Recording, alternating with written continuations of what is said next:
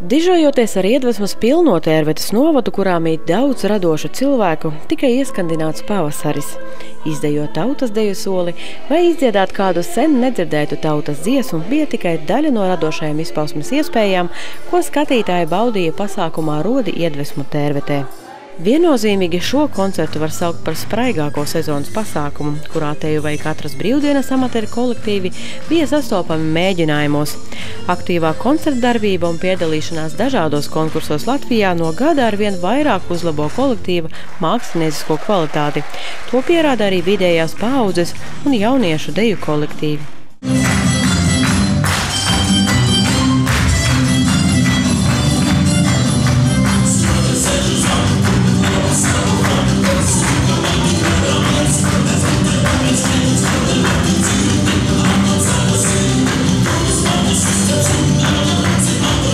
Dažādu paudžu māksliniekiem Tērvetes novads ir ideāla vieta radošās iedvesmas gūšanai. Tādi amatieru kolektīvi kā vokālais ansamblis Fantāzija un folkloras kopa pavisam nesen plūca savus laurus. Savukārt jauktais koris Tērvete nu pat nosvinēja 35 gadu jubileju. Kā teica kora dalībnieki, dziesma ir pavasara veselības pumpurs.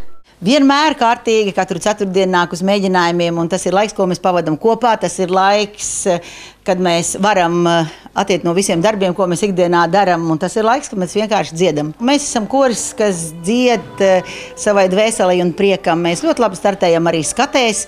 Mēs dodamies ciemos pie saviem draugiem uz Igauniju, uz Vāciju. Mēs esam labs koris. Jā!